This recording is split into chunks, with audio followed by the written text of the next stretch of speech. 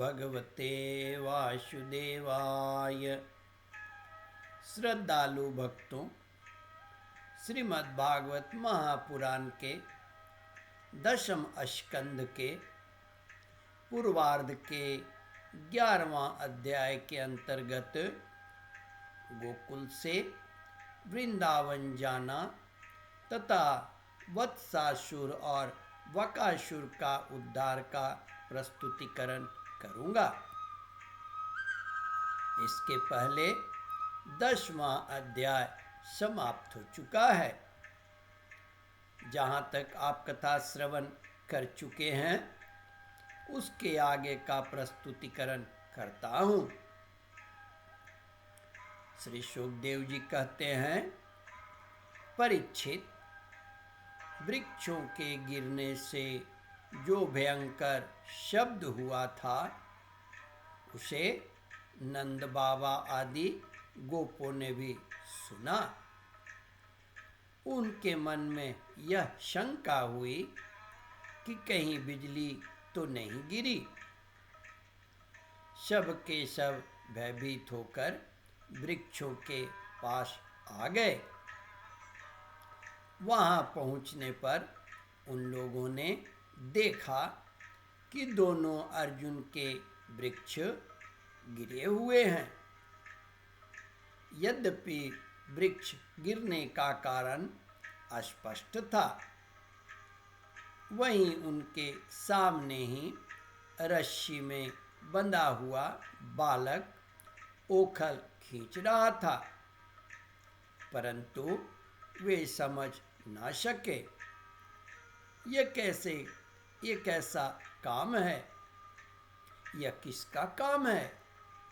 ऐसी आश्चर्यजनक दुर्घटना कैसे घट गई, यह सोचकर वे कातर हो गए। उनकी बुद्धि भ्रमित हो गई। वहाँ कुछ बालक खेल रहे थे। उन्होंने कहा, अरे इसी कन्हैया का तो काम है। यह दोनों वृक्षों के बीच में से होकर निकल रहा था। ओखल तिरछे हो जाने पर दूसरी ओर से इसने उसे खींचा और वृक्ष गिर पड़े। हमने तो इनमें से निकलते हुए 2 पुरुष भी देखे हैं, परंतु गोपों ने बालकों की बात नहीं मानी। वे कहने लगे, एक नन्हा सा बच्चा इतने बड़े वृक्ष को उखाड़ डाले, यह कभी संभव नहीं है। किसी किसी के चित्त में श्री कृष्ण की पहले की लीलाओं का स्मरण करके संदेह भी हो आया। नंद बाबा ने देखा उनका प्राणों से प्यारा बच्चा रस्सी से बंधा हुआ ओखल घसीटता जा रहा है। वे हंसने लगे और जल्दी से जाकर उन्होंने रस्सी की गांठ खोल दी।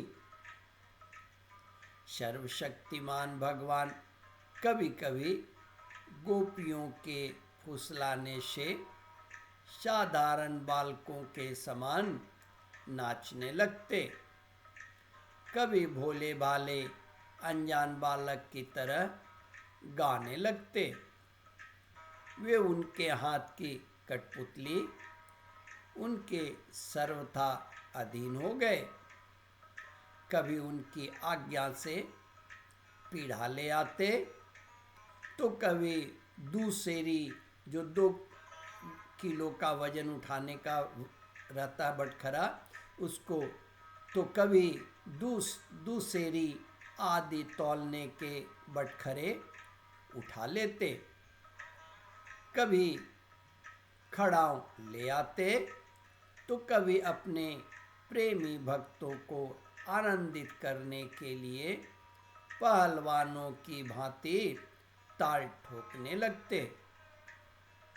इस प्रकार सर्वशक्तिमान भगवान अपनी बाल लीलाओं से ब्रजवासियों को आनंदित करते और संसार में जो लोग उनके रहस्य को जानने वाले हैं उनको यह दिखलाते कि मैं अपने सेवकों के वश में हूँ। एक दिन कोई फल बेचने वाली आकर पुकारा। एक दिन कोई फल बेचने वाली आकर पुकार उठी, फल लो।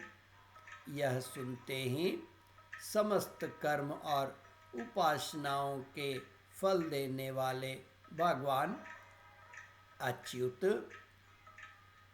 फल खरीदने के लिए अपनी छोटी सी अंजलि में अनाज लेकर दौड़ पड़े।